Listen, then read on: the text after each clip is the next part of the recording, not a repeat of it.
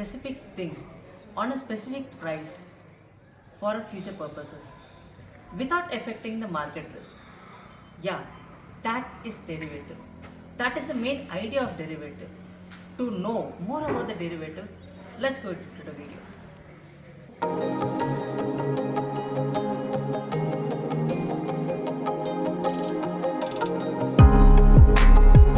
So hello guys, in this video we are going to briefly look into derivatives. So in the financial world, these derivatives are like chimney lamps because it changes color according to the market fluctuations. And brief meaning of these derivatives are, it's basically under the performance of an underlying assets. So let's look into a brief example of it. So if a farmer is getting harvested apples after 4 months and he is looking that the market price now is too high and now he is looking for a seller and getting a derivative contract because derivative is a future contract, future agreement. So the seller and the buyer has agreed a contract.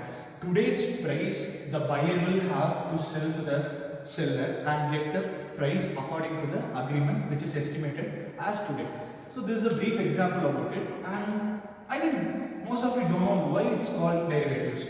So I told that because of the apple which is sold by the farmer to the seller, the price is determined by the apple. So the product today, the market goes up and sometimes it comes down. But the buyer has confidently took the charge that he will go today and take a seller and have a contract with him for the future market. So this price is being determined by Apple, and main uses of these derivatives are speculation and hedging and for income generation. This is a brief summary and introduction about this meaning of derivatives. That's it. Now we are going to discuss about the types of derivative. Derivative is classified under 4 types: forwards, futures, options and swaps. What is meant by forwards? Forwards is nothing but the contracts which is highly customizable. Generally, forwards are used by the business people, farmers to enter into a contract for a future period of time for a specific amount. And these forwards contract changes based on the situation, time period, market movements, etc. Hence, it is customizable. It doesn't give it the tradable quality. And these forward contracts are traded in the over the counter exchange. And futures are generally the standardized form of these forward contracts. Standardized format in the sense it has a specific maturity date and etc. for a specific amount and those kind of things. And due to its standardization, it gives it the tradable quality. And that's why futures are always traded in the regulated market body like NSE, BSE, etc. And options also are standardized and tradable. But the main difference between options and futures is options provide the choice for the buyers and sellers to execute the contract or not, while the futures doesn't give the options, doesn't give such choices. As the name suggests, options give the choices. That's the name of options code. Swaps are generally the least used derivative among all of these 4. So generally swaps mean that a person is residing in USA and he has taken a loan in India, and a person residing in India has taken a loan in USA. And this is an example. And both of these people are prone to the foreign exchange rate movements.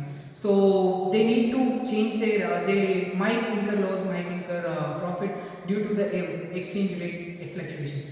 So what these people do is, these people come into a negotiation and come into a contract where the liability of the US citizen transfers to the Indian and the Indian citizen transfers to the US. And this way they change the liability and they overcome the exchange rate fluctuation risk. And that's the major idea behind swaps. And all these 4 are basically used for hedging risk. Sometimes these are used for speculation and investing purposes also. Thank you.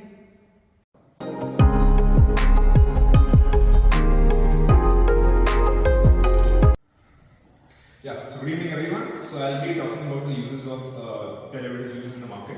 So first we have hedging risk, which is one of the most important uses of all the derivatives in the market. So hedging risk is basically minimizing the potential losses in the market through financial instruments. For example, taking an example of a farmer. For example, he's selling a product which is a wheat, and in the off season where the harvest season is not there, the price of the product is 50 rupees. And when the harvest season comes, the market price of that product drops to 30 rupees. So basically, if he signs a contract with the derivative buyer, or the use of signing a contract using a derivative with the buyer, so with the price only of 50 rupees, so that time also when the price market, when it falls, which is like when it goes up to 50 rupees, and when it goes down, the price will remain constant. Okay. Because he has signed a contract. So next up we have speculation. So basically speculation is analyzing the trends of the future, analyzing the future trends of the market. So it becomes actually advantageous for the investors, because for them it is easy to bet the assets without owning them actually, because they can actually analyze and they can actually have an idea of what the trends of that particular stock or a trend is going to be. That is what speculation.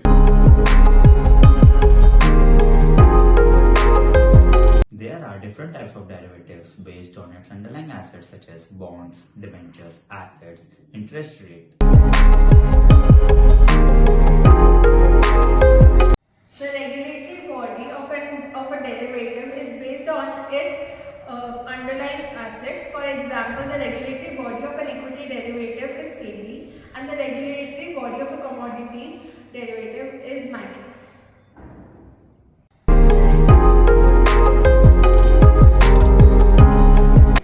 So, with this video, you guys have understood what is derivative, what are the types of derivative, and what are the uses of derivative. I understood. So, I hope with this video you might help or use this process for a near future. So, until then, stay tuned. Thank you.